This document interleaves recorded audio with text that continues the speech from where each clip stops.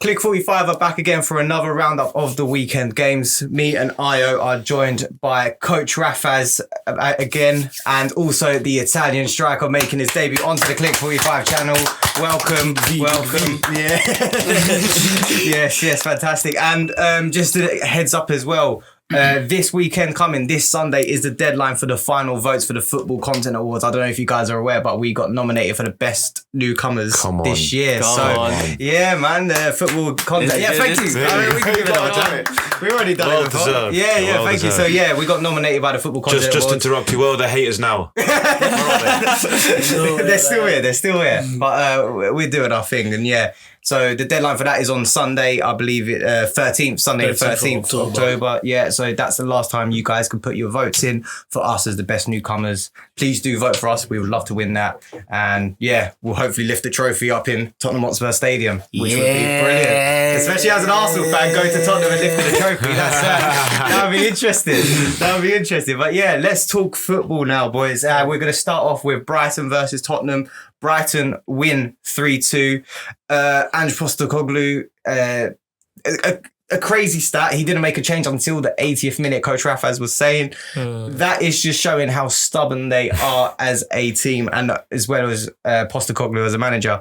How do you feel about Postecoglou? Because on a previous podcast we was on with Foot Now, you love him, is what you said. I do. Do you still do? I do love him in terms of as a football coach, he sticks to his principles, but still it's like I keep saying there needs to be a balance, and I think he's gone down to he's gone too much into that. He's gone to an extreme. Yeah. It's my way or the highway. Yeah. But I respect him for having that style of football, but then at least understand that, okay, 50, 60th minute, pressure's on you, Brighton have scored. Is there a change? Is there something? And if he's still saying no, then what game is he watching? You know, I mean, 100%. It's one of those. Yeah, definitely. Because straight out of the bat, the second half, Brighton were just on them and gunned them. Yeah, there was a quick little substitute. I believe it was with Ferdy. He came off in the second half as the left back, and he brought on Purvis because he just saw the opportunity of Tottenham. If you're going to attack our fullbacks, we're just going to do the same. And Tottenham couldn't handle that. They just basically played the game of what Postecoglou did. Won the game 3-2. Fantastic goals. Welbeck just... fine wine. That's good, the best way I could... Good header, man. Yeah, definitely. Minter had a good game. Yeah, very good. Had a good game. Once it got to the second half, they just switched on. They were like, yo, Tottenham, they ain't got nothing about them. Let's try. And Postecoglou, as you said, he was just... I can't even say he's reactive, man. He's not reactive, he's not proactive. So what are you doing? Like, you're not... He's just like, I'll do what I need to do, just keep it. And that's the problem. That mentality right there ain't good for the boys as well, because they're thinking like, we scored 2 now. Should we retreat? Nah, stay up. Try and get another goal. But if you don't get that goal, against a team like Brighton, what they could do. Yeah, 100%. Man. Yeah, Pascal Gross was watching in the grandstands as well, watching his old team do really well whilst he's played at Dortmund. But with Tottenham, how do you guys think in terms of like how they're going to do this season? Where do you see them finishing? I think going back to the Brighton game, like the thing is, like I see them, the thing is they've got a strong squad. I actually rate Tottenham. I actually really like their squad. But the fact that they couldn't keep it balanced, they Brighton were able to come back easy. I just feel like, I don't know. I just Tottenham are Tottenham, and they do like. Spurs, I'm gonna be honest, man. It's just like you. I think they're a quality team, but again, I think how they're gonna finish. Again, I feel like Europa League spots. Really, I don't think they'll get Champions League. I think this year is going to be very close to between the Chelsea, Liverpool, City, and Arsenal. So I think they're going to fall behind those. Okay. Interesting. Brennan Johnson, though, he did score again. Purple patch. As well. How much longer can he keep this up? You could get to 10, you know. Do you reckon? At the end of the day, his bullying works, I would say. Bullying works. It doesn't. Let's not advocate that. The thing is, it wasn't even other fans. It was his fans that got onto him, and he just shut down completely and said, I'm scoring goals. If I was him, I wouldn't even try and celebrate with none of those fans anymore. Onto me. I'm scoring goals now, but you're not my guys. Yeah. He's doing it for the goal bonus now. You're not my guys. I saw someone put on Twitter that, he should be included in the England squad. And I was like, he's just trolling. But people were actually biting. they were like, yeah, but people like Cole Palmer in there, Foden in there, but he's not Brennan. He's the most informed English. I was like, look at you. He's not. He's Welsh. Yeah, they baited them out. You know what I'm saying? But I mean, good luck to him. He should keep doing what he needs to do, man. Like at the end of the day, that's more GA for you. Like he's basically, in a way, he's paying back his transfer value 40 million, slowly but surely. If he gets to double digits this season, it's something. Okay, yeah. Walk home with something. 100%. Calm, man. Forget about your team. Just score your goals. Okay, legit, brilliant. But with Postecoglou, with about this sort of my way or the highway type thing, with you, like I want to hear what you guys think in terms of where do you see Postecoglou in terms of where how far is he going to go with this Tottenham squad? Is there going to be a sacking coming soon? Because I feel like Conte was this sort of manager as well, wasn't it? It was like it was my way or the highway, and then it came to a sour end. Is Postecoglou going to have a sour end to a Tottenham? I don't think so. I think there could be a little trophy like in EFL. Because yes, that means a lot to Tottenham, though. Yes, that will mean a lot to them. But I think if Tottenham are ever to win a trophy, it's going to be with Ange. Just because, I mean, you know that there is a particular identity. Yes, they don't pull it off here and there. Yeah, but I'll still stand by. I think he just does deserve a trophy because he's got that type of mentality, and Tottenham need that. So I think if you give him another year, I think he'll do good. Yeah. Cool. What about you? What do you think? Absolutely spot on. I think I agree. I think and I think he's probably got the best connection out of like other managers that Tottenham had. I think for me, but I don't see him getting sacked. Getting sacked. But it's because realistically, like to me, Spurs don't really have an expectations to win the league. If you think about it, have you spoke to Tottenham fans though? The way they want their team to be, where they want them to be. I see you. Probably every night. Generally not. That's the thing. You gotta be realistic. Yeah, like if they do achieve something, it will be under. And so I agree with that 100%. Okay, perfect. What about you? I think they should be happy with their Europa League spots, bro. Okay. I think at the end of the day, you should know your limitations. You should know how far your club can go. I know you can get all feisty on football Twitter and be like, no, we want to win something. Just be happy with your 5th, 6th. If you get 4th, well done. But yeah, don't try and go for a trophy. Like, it's tough out here. It is. Like, especially when Man City are dominating all the trophies. And I think, it's hard. And I think that Tottenham are in a much better position than Man United. Yeah, easily. Easily. Because when you look at Man United right now, what is it? what are we looking at? Is it front foot? Is it we don't know what it is. At least with Tottenham, the stability. This is there is a bit of stability. And yes, okay, they're going to lose 3-2 and then they'll win and then they'll go on a little running one, then they'll lose. But with United, I mean, I know. Yeah, we'll segue on to Man United. Okay. Clearly, you want to talk about Man United. So I'll allow you to talk about the Man United game. So Manchester United drew 0-0 with Aston Villa. Both teams didn't really put out a very strong squad, I feel. Aston Villa seemed more likely, I felt, to win the game in terms of how both the teams were there for the taking. Yeah. Both teams were there for the taking. Yeah. But I feel like Aston Villa had more of the opportunities. Bruno took that free kick really well off the crossbar, but other than that, I don't know. I didn't really see much. But yeah, coach, run us through what you think. I just think Man United, 5 goals in the Premier League season. 3 of them in one game against Southampton. Top there. Shout out to Mr. So that's one game, 3-0. Yeah. The other 2 were 1-0 against Fulham and 2-1 lost to Brighton. Yeah. That is shocking. Yeah. That is absolutely And now you guys are 5 points away from the relegation zone, I think it is. And it's not in the relegation zone. Yeah. So that's very a good close. thing. Very close, very close. I mean, we keep talking about identity and philosophy, but with Ten Hag, my first appearance here was back in March. Yeah, something like that. And we literally said, what is it? And we're back here saying, what is October, saying the same thing. We were saying it's injuries. Right now, there are, only Luke Shaw's injured. And Hoyland's back. So, Lenny Yoro as well. Okay, Malacia, Mason Mount. But what we're still not. At least we need to see something. We need to see some type of progress to say, okay, let's trust it. But right now, it's just. I think it's already in the dirt, man. I can't. Ten Hag needs to go. In my opinion, he needs to go. Who would come next? Who do you think would do the job that Tuchel. That's a completely different style in terms At of... least it's a style. Yeah, that is true. At facts. least it's something rather than nothing, isn't it? Premier League experience as well. So. Yeah, I mean, they missed out on your number one target, Thiago Motta. That's who you said. Oh, yeah, I did. Do you remember that? Oh, yeah. Yeah, you said Motta, but obviously he's at Juve now. But are you happy? Would you be like, I'll take anyone? Or is there a specific player, manager that you would say, you know what, I would like this guy? I like the idea of Tuchel, but even then, I'm like, some of the players at United, why is it that every manager that comes to Man United struggles?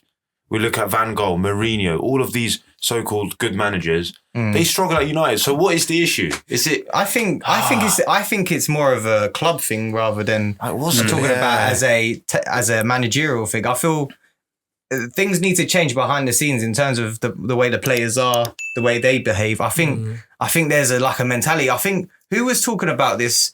An ex-Man United player. He was saying the only two players that really were trying hard in training were Dalot.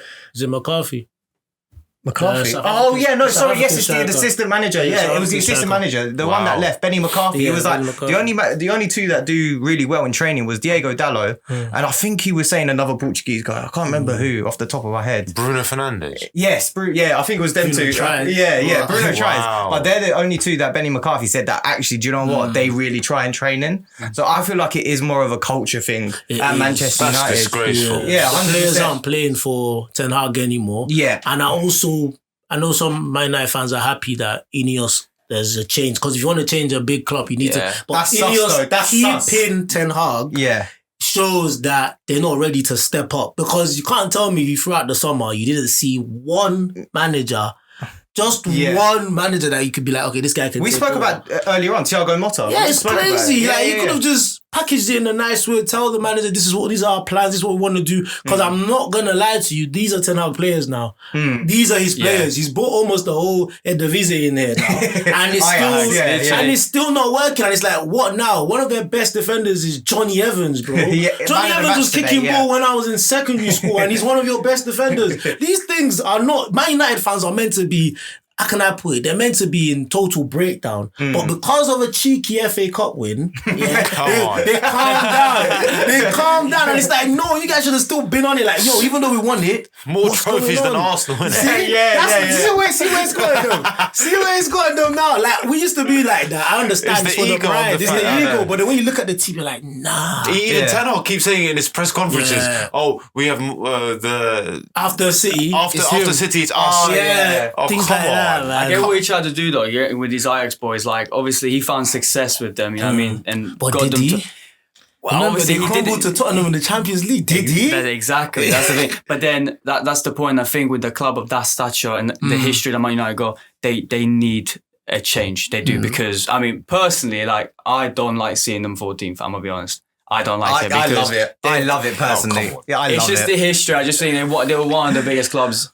Best clubs in the world, and they're down there. It's just sad at this point. I mean, you could look at it that way, but as an Arsenal fan, you probably... I mean, consequences to your actions. There's consequences. There's always consequences. There's always consequences to your actions, and you need to learn the hard way. I feel like also with Ineos, there's a red flag in that ownership. I don't think they have the final say.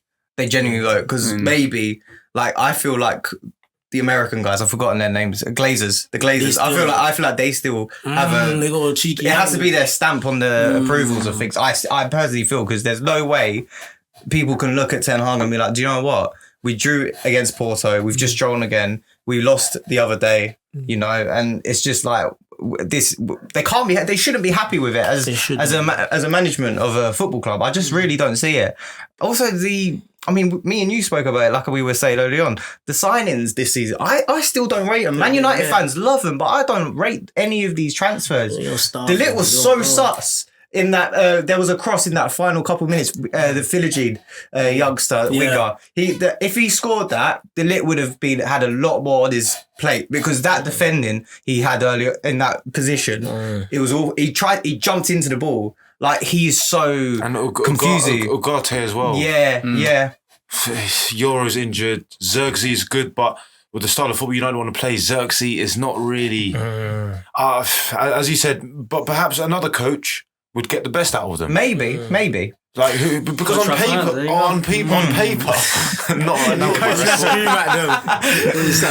seen his TikToks. We'll wait for the next video. But anyway, like, for me personally, I'm looking at like Lisandro Martinez, De Ligt. I'm looking at Mainu. I'm looking at Xerxes, Mazraoui. On paper, technical ability wise, they're very, very good players. Yes. But then the system, if there is one, it's not there. No. It doesn't complement them. Yeah. So another guy I think the spotlight was on him. Let's put it back on him this season. Number 10, Marcus Rashford. Why is he not gone yet? Because of that contract, bro. Just too much. It's hard, man. I think he's earning like 350. Yeah, probably. It's a lot of money. Yeah. They need to keep him there. Yeah. Who's going to buy him for 80 mil? I mean, as a Man United fan, how do you feel about Marcus Rashford? It's very, very frustrating to watch because we know what he can do when he's on fire. But ever since that World Cup, after that 2022 World Cup, that little, what do you call it, purple patch? Yeah. It's just been a ghost. Yeah. Maybe there's mental problem, I don't know what's going on. Yeah, I mean, behind the scenes there could be other stuff. There's something there. It's like when... There were certain players that they just seem a ghost, and then Rashford, if he goes to, let's say, I don't know, Inter Milan or AC Milan, he might just be reignited again. It feels like just like McTominay to Napoli, Rashford going to that type of a team, even Rashford to, I don't know, Atletico Madrid or counter-attacking football, he might be. But right now, it just seems he's stagnant. It's like he's trying, but like sometimes a striker takes a shot and it just bobbles in. For him, it's just not going in. No. Yeah. So, yeah. Can I just ask a question? What will stop these United players from doing the same thing to a new manager? Because it seems as if it's their culture now. Exactly. It's just like, if you're not feeling you, go away. Yeah. We'll get a new one in. Yeah. When will the actual board step in and be like, this guy's going to be manager for the next 5 years, whether you guys like it or not? So if you don't pull up the pants, Kroenke's did. You're right. Yeah, because it seems as if anytime they're just having a bad few run of games, they just be like, this guy's going to go anyway. That's what Sancho wanted to do. He thought he was going to outlast Eric Ten Hag. He legit thought, I'm going to be here and this guy's going to go. But he had to leave when, you know what I'm saying? So I think now the only Rashford's looking at it like, I've got 3 more years on my contract, 4? Yeah. Bruv, this guy's going, I'm still here. You get what I'm saying? It takes a manager to come in and be like, you know what? I'm going to terminate your contract, bro. Yeah. I don't care. I've got the backing. I'm going to terminate it. You see how he found his quality elsewhere. Rashford could do exactly the same. Exactly. And it would work. 100%. So I think United, they need a lot of prayers. Man. So where do you reckon they're going to be finishing? I think, did we talk about this before with me and you? Because I'll go straight on to these two. Go on to them straight. All right, what do you guys think? Where's the positioning going to be of Man United at the end of the season? Last month when we met, I said 4th or 3rd. Yeah, you did, didn't you? Yeah, I remember. That's not happening. Where do you see them finishing? 7th. Wow. Okay. It's mental because I had them 4th in my prediction. Yeah. I think looking at it now, I think about 8th or something like that. Okay, well, interesting. All right, let's move on, I think, to the last Premier League game we're going to talk about, and then we'll do a little bit of European football. We'll talk about Manchester City versus Fulham. There was a little bit of Arsenal fans online saying, hold on, dark art football. Just get the job done. Yeah. I mean, like, Man City done it a little bit today, no? They talk a lot. Did they do it today? Would you say? Yesterday, sorry? I won't call it dark arts. I'll just say they won the game. It's normal. Just get the job done. Get the job done. There's all these I'm just asking the question. Talking about dark arts. Someone playing like this. Who cares, man? Yeah. Get your 3 points or get off the pitch, man. Ain't nobody trying to herald that. Get the 3 points. When you don't get the 3 points, that's when there's a problem. Yeah. But get the 3 points, and then people will always be talking. I mean, Pep, obviously, that's not his preferred style of play. But when push comes to shove and the team is struggling, obviously, with Rodri out now, it's going to take a bit of time for them to adapt. So I think they said Coventry is playing that position now. Yeah, they basically need someone to replace Rodri. You just need the 3 points. That's all that matters. You know what I'm saying? Forget about playing nice football, tiki-taka and all that. Get your 3 points, then go back to the drawing board and see where it went wrong, because it nearly went wrong. Yeah. If Traore had his shooting boots on. I couldn't believe that. When he blitzed over Walker, I thought this was it. Did you see him coaching? Yeah, I hate stuff. Pep is such a... Do you think that's a bit of arrogance? What did he do? Coaching do? After the match, he was talking to Traore like, next time. I'm like, bro, who? And Traore is still there looking. I'd be like, yo, shut up. You don't know me like that. We haven't been at Barcelona together in ages. Would you say that's a bit cocky and arrogant? Yeah, it is. It's like, you should have finished that. Like, you should have finished. I'm like, why are you talking to me, bro? What are you trying to say? It's Pep, innit, bro? Yeah, Pep he loves that. Someone needs to put him in his place and be like, yo, don't talk to me, bro. Don't talk to me. Yeah, I mean, the Italian striker, I just want to ask you, Clique, what do you think about like this style of play type thing? Because obviously you got Conte now, haven't you? Yeah. In charge of Napoli. And obviously we know the way he plays from his times in Chelsea and Tottenham. But do you feel like there is a right way to play football? Like, did Pep do the right thing, or do you feel as if what Arsenal are doing is great as well? Yeah, or? I mean, the thing is, if you compare him to Conte now, like for example, he's adjusting. Yeah, like he's not doing the typical like Chelsea tactic he was doing before. Like it's more about he's actually adapted with the 4-3-3 now. Think about it. So I mean, it's a bit. I think it works. I think look, it depends. It really depends how you break a team down. But like, I mean. My question is realistically like who you've got, who you've got to play with. If that makes sense. Like, look, Pep's found his ways in Man City, and it works for him. I mean, the thing is, you talk about tactics, but you got to think about the players you've got, like the quality of players. I mean, it's Man City, man. Let's be real. But I mean, look, if it works for Pep, it works for Pep. I think it's a good way to play football because it worked for Pep and it worked for Conte as well. Yeah. But I don't know what you say. It just works. Okay, it just works. Right, fair enough. Well, let's talk about Napoli for a bit. I want to give you a chance to sort of boast about how great your team is right now. Top of the league, 2 points ahead of Inter. Where do you see you finishing this season? Do you think Conte could bring it home for Napoli? This is more my cup of tea. I like it. Yeah. I think. I mean, at the big, I can't lie. I didn't think we would. I don't think we can still. I mean, it's nice to see us. Be up there for 2 weeks now. Yeah. We can carry it on, but again, I think we haven't actually had incredible tests. Like obviously we had Como, we had Bologna. I mean, Bologna not playing amazing. I mean, Verona beat you. We actually is that right? No, we haven't played in something like that. So we played Juve, which was a good draw away. Yeah. I was happy with that. Juve, Very, very happy with that. But yeah, we still got the Inter Milans, the AC Milans. We got again. You got like small teams, like Empoli, for example, Torino, Udinese. They're doing decently at the moment. So, I mean, will we go all the way? I don't know. But Champions League for me, yes. Oh, is it? Oh, okay. Oh, 100%. Top 5 now. Where do you think you're going to finish then in the Champions League? No, I mean, like, I say Champions League spot. I say sorry. we mean. I thought you meant as if you're going to. No. I thought you were in the Champions League and not talking about where you're going to be. No, we finished Champions League spot. Oh, okay, interesting. Is that a top 5 thing now for you guys? Is Champions League top 5 or top 4? Top 4. Is it top 4 still? Okay. Yeah. Okay. How do you feel about Lukaku being your main striker? I love him. Like, I know I got my hometown, but I'm a Gala fan, yeah. But like, thank you for Osimhen, just saying. But yeah, is he just as good as Lukaku? I feel like I don't know. I think Osimhen is much better than him. Osimhen is quality, He's a baller, Lukaku. I think that's. I was actually talking to Ayo before, like, mate, how would it be for Osimhen in the Premier League? How different would it be? Because obviously, look, Turkey, like, it's not disrespect. The quality's not there, bro. The quality's not there. As it is. Yeah, let's not divert from Lukaku. Lukaku's a good player. I think he's a bit of a truck. I'm not gonna lie.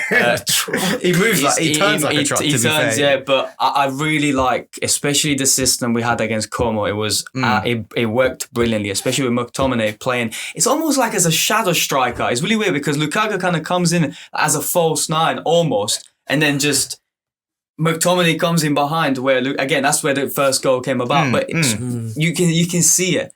So it's like, again, it's a bit different. The difference between Osimhen and Lukaku is very, very different. Oh, yeah, massive, yeah. Because, again, Lukaku's a goal scorer, but yeah, Osimhen is ball, goal.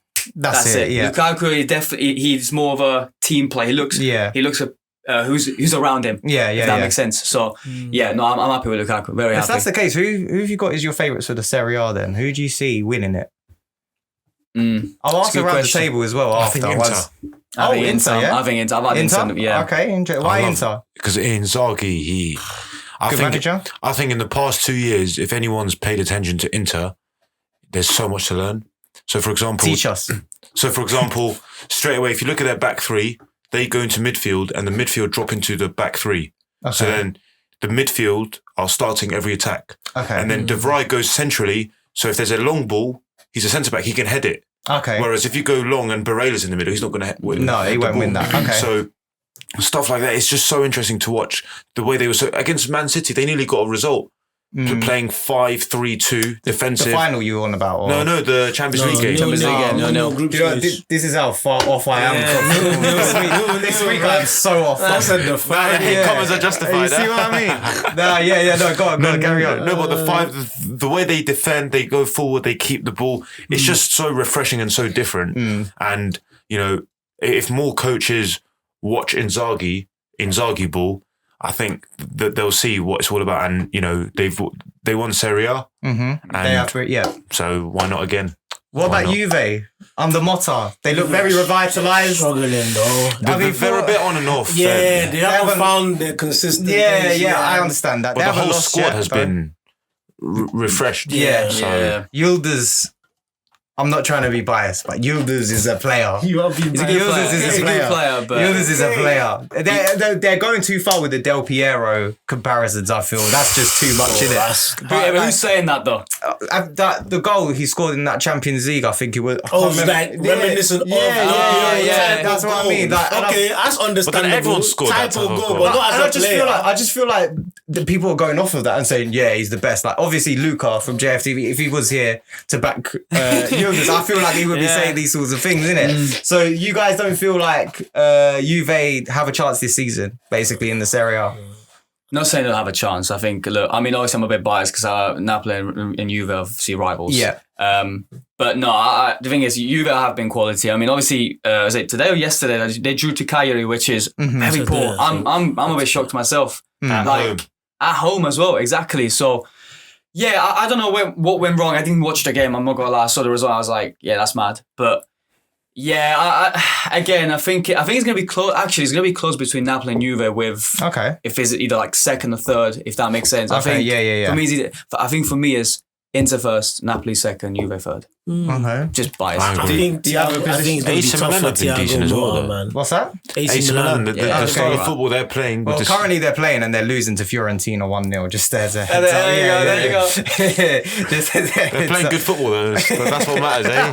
Apparently that's what matters nowadays. Yeah, that is true. If Thiago Motta gets top 4, that's a good season for him. Yeah. Coming from Bologna, doing what he did there, then and Allegri football. Straight into Juventus, where it's like you've got a lot of big names. You need to try and get your gameplay there. He gets top 4, so I don't think he should be challenging for the title straight away, but Juve fans, they're thinking, we're always there. Well, I think this season, they just need to calm down. Whatever he does for them, they should take him and be like, okay, let's build on this. Because right now, you got someone that's won.